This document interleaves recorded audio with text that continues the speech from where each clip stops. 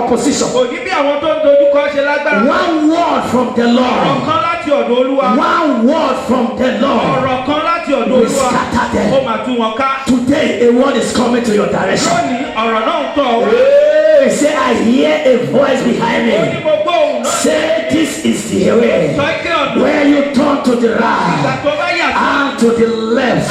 The Bible says he sent forth his word Bíbélì sọ pé and he healed them. ọ̀rọ̀ rẹ̀ sì He mú wọn delivered lára. them from their destruction. Somebody is under the sound of my Ẹni tó voice. wà lábẹ́ A àkóso. word is coming to you this Ọ̀rọ̀ morning. wa lónìí. He said in Shiloh, Ó ní ní ṣù. God sent a word. Ọ̀rọ̀ kan. Tomorrow, this is your Shiloh. Ibi ìjẹ́ Ṣílò tìyẹ. This is your Shiloh. Ṣílò tìrẹ ló wà ní. This is your Shiloh. Ṣílò tìrẹ ló A wà ní. word is coming to your direction. Tọ̀wọ́ wá lónìí. And it come will you will not miss your word. Someone is here today. You will not miss your word. Oh, ní pàdánù ọ̀rọ̀. That is Psalm 18 from 36 to 39. Nínú ìwé orin Dáfídì orí I'm kejìdínlógún. talking about 7 hard facts À ń sọ̀rọ̀ nípa àwọn kókó méje tó gbòógì. about God that do new things. Nípa Ọlọ́run tó ń ṣe ohun ọ̀tun. I hear. Ìjà wà ní. Hallelujah. Numbers 5. Amen. There's no situation in life now Kò sí ìdojúkọ that God have not resolved before. tí Olúwa ò ti ṣe rí tẹ́lẹ̀. Tó bá rò pé ogun orí ẹ̀ special irọ́ You ni. think that the battle And of your don't life make it special. Many carry their problem on their head, become impotent. Má gbé ogun rẹ Before débi pé ó the ṣe moment you kókó sit there, you know they have problems. tó bá rí wọn báyìí wá sí Because màá they yẹ shut their problem above the word of God. torí pé wọ́n They carry their problem above even God. When you say, brother, what happened? You say, there's battle. Tàbá ní kí ló ṣẹlẹ̀ arákùnrin. When you always say that word, battle, you always experience ogun. Ó máa rí ogun ní ní gbogbo ìgbà. When you always say that word, Tó bá ń sọ̀rọ̀ náà gbé ogun. ogun wa o, There's battle. ogun lé bàbá mi wa o. Battle máa You will always experience it. gbogbo ìgbà ni ó máa la ogun It's kọjá. what to give attention. Torí pé ohun tí o bá dojú kọ. It's what to give Ohun tí attention o bá dojú kọ. that you Ohun ló attract. máa dojú kọ. What you don't give Ohun tí attention, o bá dojú you kọ. don't attract Kò it. dojú kọ. I decree this morning, Àpàṣẹ fún ọ ní òwúrọ̀. let the strength of your battle. Kí agbára Die in the name of Jesus. ní orúkọ Jésù.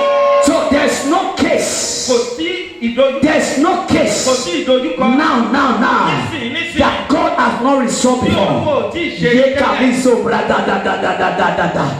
And that is why we call God of again. Torí bẹ́ẹ̀ náà la ṣe pè é ní Ọlọ́run tó ti And again, tó sì and máa again, bẹ- tó sì máa again. bẹ- Somebody is here. The God of again and again. We appear in your situation again. Ó fara hàn nínú ìdojúkọ rẹ lónìí.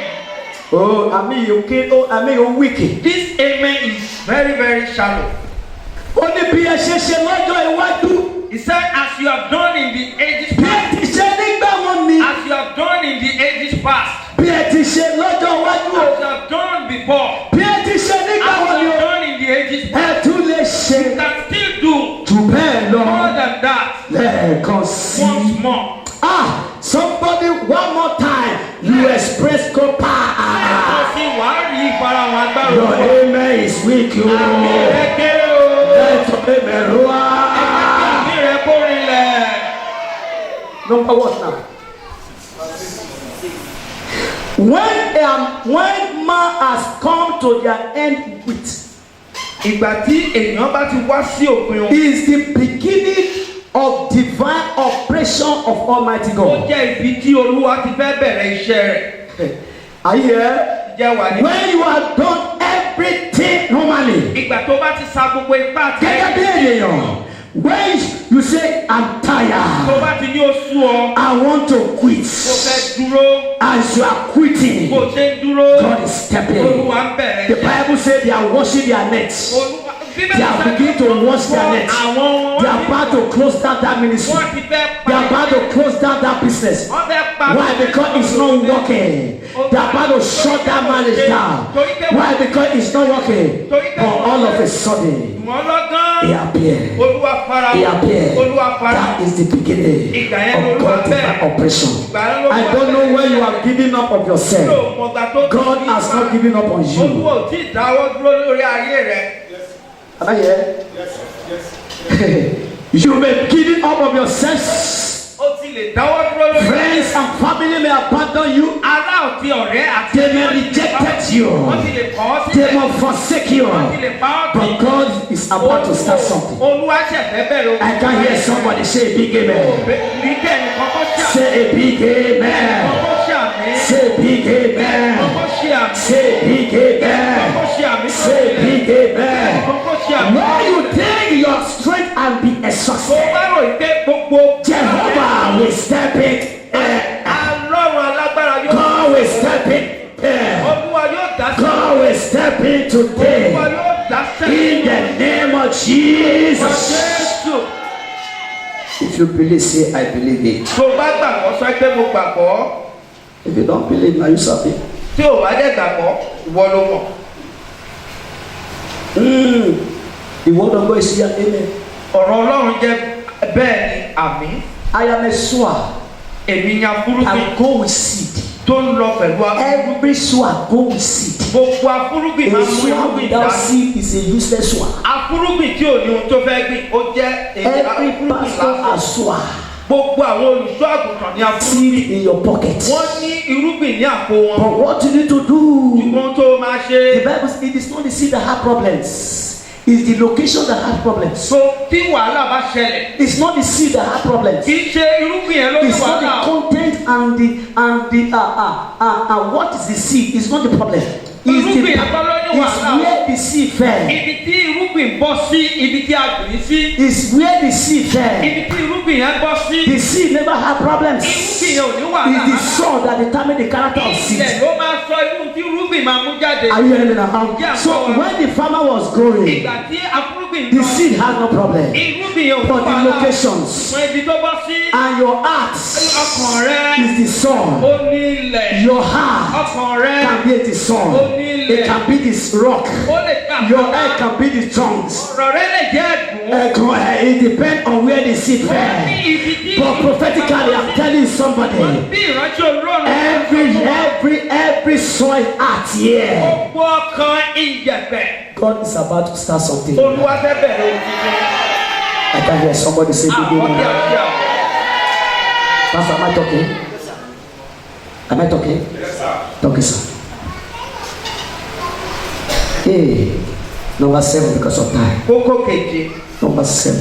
Kókó keje. Number 7. Kókó keje. Know it that God, Mọ̀ wípé Olúwa, the God, Olúwa Ọlọ́run, the God Olúwa Ọlọ́run, is the story changer. òun ni ẹni tó ń yí ìtàn padà. God Olúwa Ọlọ́run, is the story òun ni changer. ẹni tó ń yí ìtàn padà. God Olúwa, is the story òun ni changer. ẹni tó ń yí ìtàn padà. God never change destiny. Olúwa òun yí àyànmọ́ padà. Your destiny is best. Àyànmọ́. God never change destiny. Olúwa òun yí When He àyànmọ́ padà. created you, Ìgbà tó dá He ọ, created you with good ó destiny. dá ọ pẹ̀lú àyànmọ́ It tó is dára. man that judge God's destiny. It is man Ènìyàn that judge man's destiny. òun ló yí àyànmọ́ ènìyàn It is padà. man, Ènìyàn enemy, Ọ̀tá. adversary Ọ̀tá. that change man's òun destiny. ló máa ń yí àyànmọ́ ènìyàn God padà. never create anybody low. Ọlọ́run ò dẹnikẹ́ni ní Are you kékeré. here? Ṣé a wà níbí? It is God that create you Olúwa ló dá ọ. and He give you the best Ó destiny. dẹ̀ fún ọ ní àyànmọ́ tó But dára. the enemy, when man is Ìgbà asleep, tí ènìyàn bá sùn, Isaiah 18:20, he said, before a man has a knowledge, before a man has a kí knowledge, ènìyàn tó ní òye, before a man has a knowledge, kí ènìyàn tó ní òye. to call my father and my mother, he said, the riches of the Gentiles and the spoil of Samaria have been taken away. Ìyẹn ni pé kó tó di pé ó ní ìmọ̀, kó tó ní òye, Before he had understanding, kó tó ní wisdom, Jésù sínú ayé, before he accepted the Jesus destiny Christ, have been tampered with. wọ́n ti bọ́ ọkàn àyànmọ́ The rẹ̀. destiny have been tampered Wọ́n ti with. tọ́ bọ́ àyànmọ́ rẹ̀ And lórí. now Ṣùgbọ́n nísìnyí, we sing in the church, destiny changer. àtẹ̀ ń kọrin kan pé àwa tó ń yí You àyànmọ́ are my destiny ìwọ changer. ló ń yí àyànmọ́ You padà. can't sing that song before this Adenuga, Mike Adenuga, O lè kọrin níwájú Michael Adenuga. and sing it with you. Kó You kọ́ can't pẹ̀lú sing rẹ̀. before Shibajo O lè kọ́ níwájú Òṣìbàjò. and sing it with you. Kó kọ́ pẹ̀lú ọ̀rẹ́. And we what destiny we God change it. A ní àyànmọ́ òkun lọ́lọ́run fẹ́ yí padà. Hello. But man change people destiny. Ènìyàn ló máa ń yí àyànmọ́ ènìyàn From identity to non-entity. láti ènìyàn gidi sí ènìyàn. From glory to shame. Láti ògo sí It is man. wàhálà. I prophesy upon somebody. Àtọ̀ sínú ayé wa. I don't know, maybe you are with me. A ò mọ̀ bóyá wà pẹ̀lú wa. The glory's changer. Àbá tó ń yí ògo The padà. destiny changer. I mean, the story Àbá tó changer. ń yí ìtàn padà. We change your story Yí today. ìtàn rẹ padà lónìí. Oh, your amen is question. We change your story today. Yóò yí àyànmọ́ rẹ padà. We change your story Yí today. àyànmọ́ rẹ padà. Let your amen roar. Ní rẹ tó rí rẹ̀. Every new thing is a product of faith. Gbogbo ohun tuntun ó jẹ́ ìpilẹ̀ṣẹ̀ ìgbàgbọ́. Every new thing is a product of expectation. Gbogbo ohun tuntun ó jẹ́ èso ohun tí à ń retí. Every new thing is a product of only desperation. Gbogbo ohun tuntun ó jẹ́ bí a ṣe. Every new thing is a product of opportunity. Gbogbo ohun tuntun jẹ́ àǹfààní tó I don't have that. Every is a product of aggressive prayer. Ohun tuntun jẹ́ Then it's a process. It's a product of deadly dedication. Ó jẹ́ èso ìfarajì. If you are not dedicated, Tí ò bá jẹ́ ẹni tó farajì. frustrating like don't experience new thing. Ó kàn ń ṣe bàlàbàlà. Má retí ohun tuntun. The man was here, he's talking about mind. Amen. Ẹnìkan wá nínú àwọn ìránṣẹ́ ó ń sọ nípa ọkàn. Because how to expect new thing in your life. Bí a ṣe lè rí ohun You must tuntun gbà. first acknowledge the God of new thing. O gbúdọ̀ gba Ọlọ́run ohun tó ń ṣe. Am I here? Ìjà wà If níbí. you are seeking miracle, you don't know Jesus, you can't get miracle. Tó bá ń wá iṣẹ́ ìyanu ṣùgbọ́n tó o mọ oníṣẹ́ ìyanu ò lè ríṣẹ́ ìyanu náà. Thank you. Tó bá ń wá iṣẹ́ ìyanu tó mọ̀ ẹ́ tó ń ṣiṣẹ́ ìyanu yẹn sẹ́. If you are looking for a miracle. Tó bá lẹ̀ wọ ọwọ́ rẹ̀ ó máa yọ. It will enter your hand, it will skip away. Tó bá bọ́ sí ọ lọ́wọ́ yóò máa jábọ́ ní pẹ̀lú. Because you have not acknowledging the work, the one that do the Torí miracles. pé o ò tí ì gba ọba oníṣẹ́ ìyanu. Two, you must die to old man O gbúdọ̀ kú sí ọkùnrin àtijọ́. and put on the new O man. gbúdọ̀ gbé ẹ̀dá tuntun wọ̀. You must say bye bye to the O world. gbúdọ̀ sọ pé ó dìgbò ṣe sí Are you ayé. here? Ìjà wà níbí. I came yesterday, was talking about the kingdom. Àlùfáà wa lánàá. The kingdom is not in America. Kì í ṣe ìjọba ti It's Amẹ́ríkà. not in Kì í ṣe London. ìjọba ti The London. kingdom is within you. Ìjọba tó wà You nínú must rẹ̀. die to the old O man gbúdọ̀ kú sí and ẹ̀dá put on the new O man, gbúdọ̀ gbé ìṣẹ̀dá which is tuntun wọ̀. Christ, Èyí tó ń ṣe the Jésù. hope of glory. Ògo. Am I here, somebody? If I hear shout hallelujah.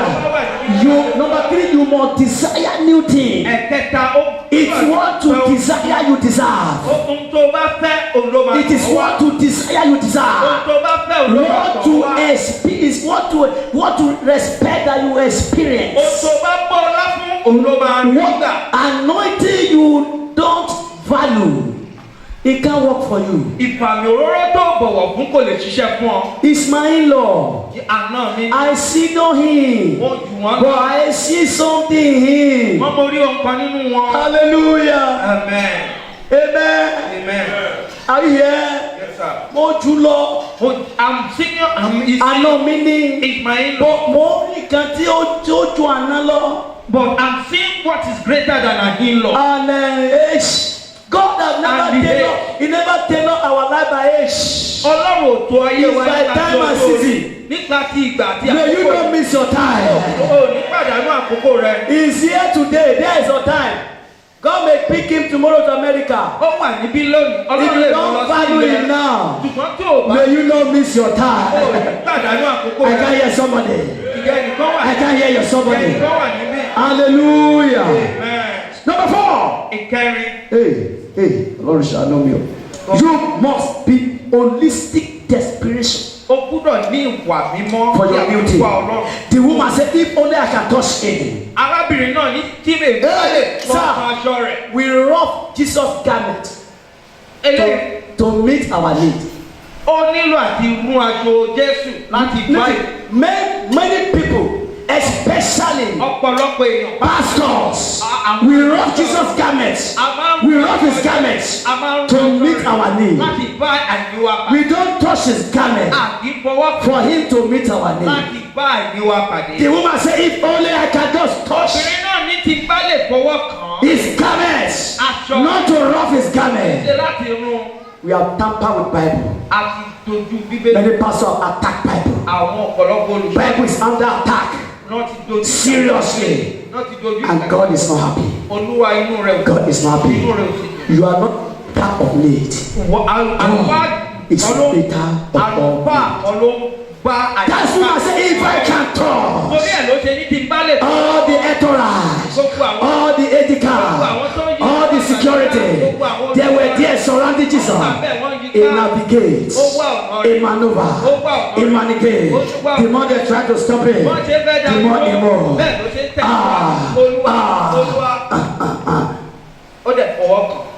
You have been coming for 7 days. Either Jesus touch you, or you touch Jesus in the same result.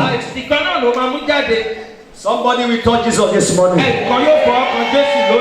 Oh, I mean, you will touch Jesus this morning. You will touch Jesus this morning. You people know me for prayer. I will not pray today. You know me for prayer, Abi? I will not pray today.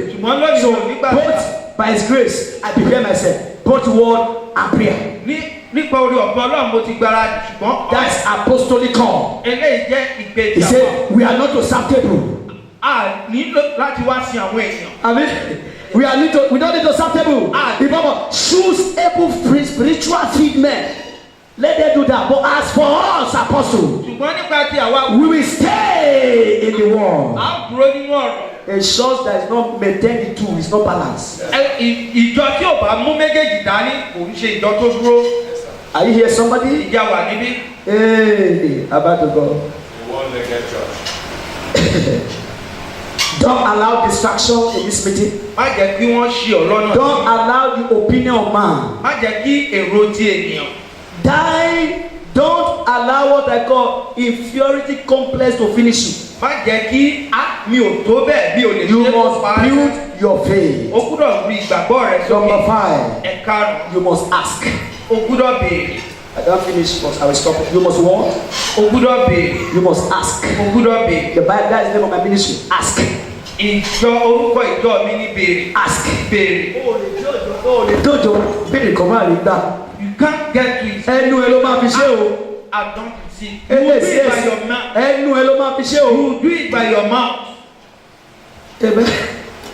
You use your own mouth to ask. If I'm saying I'm asking for you, I'm lying. A man told a man, he said, I will ask for you. He said, I will ask for you for 3 days. This night, the first day, the brother decided to visit the man. With some big money and some beverage that he will be used to fast in the evening. I mean to break in the evening. But to his surprise, the man that's asking for him, he meets with a bowl of eba. Early in the morning, eating. I say, Pastor, you say you will fast for me now. Don't let any man deceive you. I will fast for you. It's alright. You are deceiving yourself. Only men go. Let it be sincere. Anybody that say we fast for you, think twice. What we like to tell them, we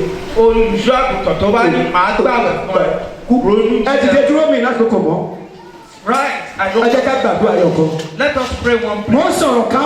I was saying something. I was saying something there. I did not.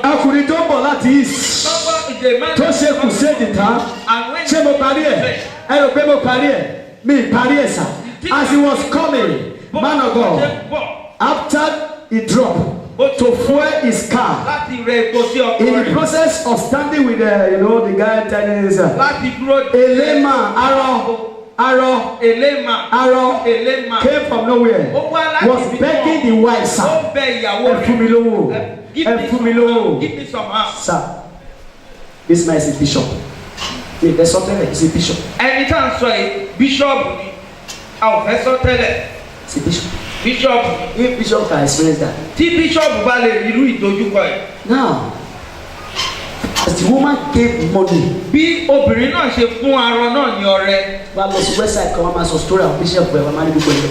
When you go to Samaria, they will tell you the story of that bishop. Àwọn ohun tí ò ṣe fetí gbọ́ tán ti ṣe. As he gave money. Bó ṣe fún arọ náà ní owó. The lame man. Arọ. Rise. Tó dìde.